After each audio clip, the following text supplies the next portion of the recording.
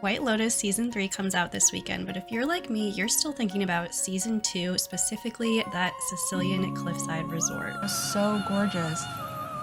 Oh. Yeah. Hi, my name is Anne. I am an interior architect and designer, and today I want to show you how you could recreate that modern Italian aesthetic for your own space with renderings and real product links, including where you could splurge versus save. So I actually professionally mostly do hotel design, so I'm also going to point out some tips and tricks along the way to get that vacation vibe for your space, so you feel like Tanya, at least at the beginning of her stay. That's fun.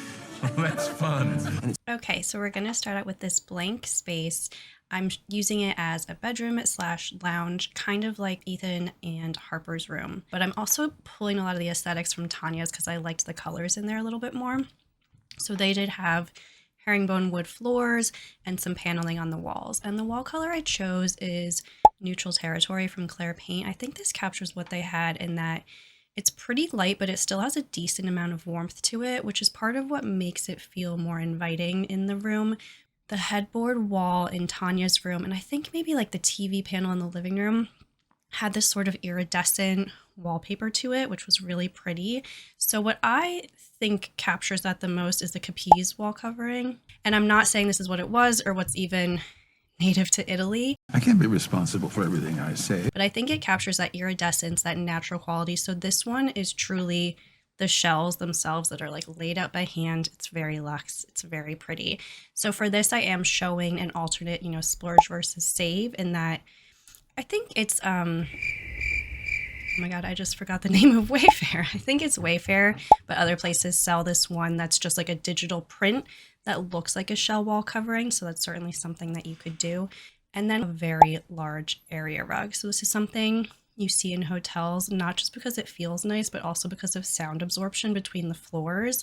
But it is also nice to have a quite large rug if you don't have a carpet that actually captures all the furniture on top of it. And then what hotels do as well is they layer window treatments. So it's not just curtains and you kind of hope for the best. Typically there'll be one that's a sheer and one that's a true blackout. So you can play with the light levels. I see. So this coloration is like Tanya's in that it's kind of like a terracotta. This is an Etsy seller who I really liked her stuff, and you can see she has tons of color options, also different lining options. So you could do this in a sheer or a blackout. Okay, so the headboard. They had a huge headboard, huge. So I was actually happy that I found from RH Modern this bed that comes with this headboard, which has the channel tufting in the horizontal configuration, which is kind of unique for a headboard. Typically it's vertical, but they have it in a ton of different heights. So I'm showing here the very high height, which is what they had, or you can go lower if that feels more comfortable to you. But what I'm trying to say is, Anyway, the point is that headboards are incredibly important to hotel design. It tends to kind of set the vibe for the space. So if you are trying to capture that like getaway, indulgent feel, I do think the higher headboard does that. And then we get into the nightstands on either side of the bed. And this is where I start to notice that the silhouettes throughout the space repeat, which is a common thing you'll see in hotel design because it makes it look really like cohesive. So they have what I'm calling boxy silhouettes throughout. This is the first place you'll see it with the nightstands. These are close to what they had in terms of the shape and the mix of materials, which was wood, stone, and metal. And these were from Joss and Main, so I thought they were a nice option. And then they did have a bench at the foot of the bed. It was channel tufted, like the headboard, a little bit more streamlined than the one I'm showing here, but this one I thought captured that boxiness again that's repeating. And after that, they have a lot of contemporary Italian lighting from places like, going to say right, Artemide. Maybe that's close. So this is exactly what they had in the show.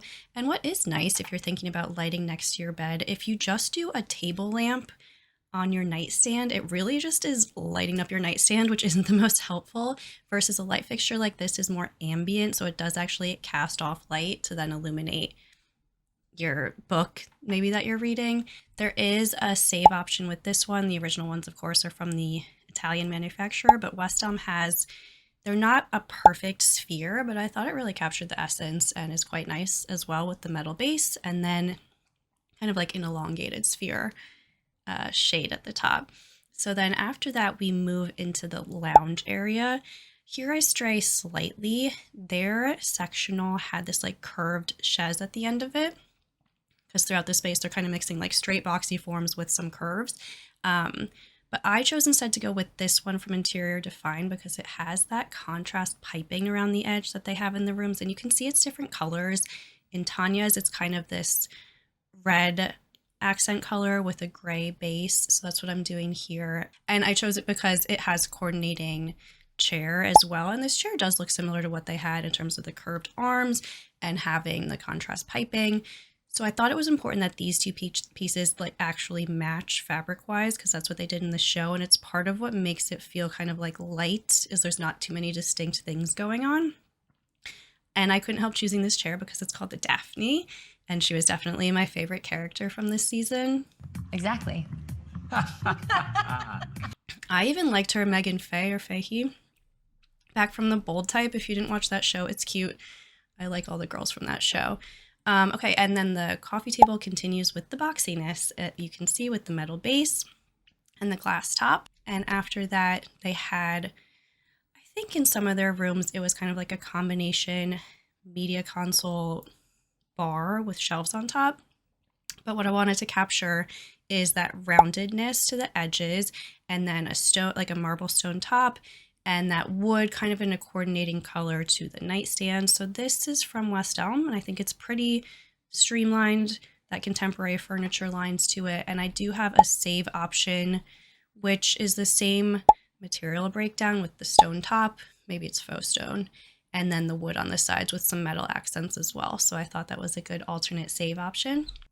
And then we do also have this drinks table, I'm calling it, kind of like a small side table next to that chair. You can see when Harper's in it. So it has a stone top. What you'll see with hotel design a lot is there will actually be like repeating materials, but they're not all perfectly the same. I would say, especially in really luxe higher end resorts, you'll see their stones are not exactly the same, but they kind of complement each other. Or the wood tones, again, not exactly the same, but somehow complement each other. So it's not just, let me get this bedroom set and then it'll look really luxe. No, it's a little bit more nuanced than that. It's not that simple. Okay, so then the next item, I'm not sure if it was actually in the show or just the resort as is. It's a Four Seasons, and the production designers just went in and kind of changed a few things or added a few things to add to that feeling of like foreboding. But this image I saw from the resort website had this pleated poof in it. So I found these ones actually from Amazon, and I liked them, especially with the storage option, or that they're actually like a tabletop surface, so you can use them to put things down on. And I thought they were just kind of like sophisticated and pretty. So I liked those. And then again, this is one I'm not sure if I remember seeing from the show or just the Four Seasons website, but they had these very pretty large antiqued paneled mirrors. So I found this one from like a Crate and Barrel West Elm type place. I'll link it. But I liked the scale of it. And again, it's those overlaid boxes, right? And then definitely what the production designers did was change out the art. They did a lot of research and chose very specific, I think sometimes like saints or martyrs to represent like what each character was going through. I do like this one website where they do real original paintings. Like this is a Da Vinci, like, but somebody actually reproduces it in paint. So it has that textural feel to it. I think the colors are really just have a lot of depth and are so beautiful. Up to you if you want to have like a head from like the Renaissance in your bedroom. And they have a ton of options for frames. I chose something similar to what they had on the show in terms of it being like a multi-layered gold frame. And then they had, you know, that contrast is what works so effectively between, I think it was an old cloister, this like very old building. This one I'm like, is it old? Because if it's not old and crumbling and cool, I have no interest. And then contemporary furniture pieces accented with old. So you have this very old looking painting and then a very contemporary picture light. This isn't exactly what theirs looked like, but I thought the lines were really beautiful and like the smoothness to it. This is one where I did find a save alternate, I think also from Amazon, but again, pretty like streamlined and sleek in its profile. So I think you could get that same like interesting juxtaposition with that fixture. And then they did you know, these rooms are huge. In the entry they had, it's called the Mondrian chandelier, which makes so much sense and ties into the boxiness I've been talking about, because Mondrian did overlay boxes with strong frames. So this especially captures that silhouette that's repeating. And there is a save option, which is much more economical with basically exactly the same look to it. And then another Artemide table lamp. Same one from the show, I'm assuming, with kind of an arm something coming over the top. Again, that repeating globe. So I put that on the console. And then they also did have a floor lamp, again, with kind of like the repeating boxes framework. This had some curves to it, which I thought was kind of nice to soften it a bit. And then we get into the decor. So this is where the color palette comes in a bit more. So again, I'm borrowing from Tanya's with these like terracottas and rust. And what they also do, which we do in hotel design, is they repeat patterns. So there's herringbone on the floor, and then some of the pillows themselves and the blanket at the foot of the bed all have herringbone. So it's something you're not like, there's herringbone, there's herringbone, there's herringbone. The idea is that it's so aligned, you don't even notice it. It just feels like, ah. So some of these have a herringbone pattern to them, and that blanket at the foot of the bed. I think maybe even the pillows and blanket they made for the show out of the exact same fabric. So of course, what we do in hotel design a lot is add some regionality into it, so you are reminded of where you are. So I think the production designers added a bit of that layer with like Italian ceramics. I think they sourced even from local places in Sicily. So in Tanya's bedroom, on either side of the headboard, there are these very large blue Italian spode plates. Please just sit on the couch. I did get the new Vanity Fair, which are pretty to bring in that like blue to contrast with all the red. But also what they do, which I think is smart, is they're on a wood shelf. So you could change them out periodically if you decided you wanted something else up there.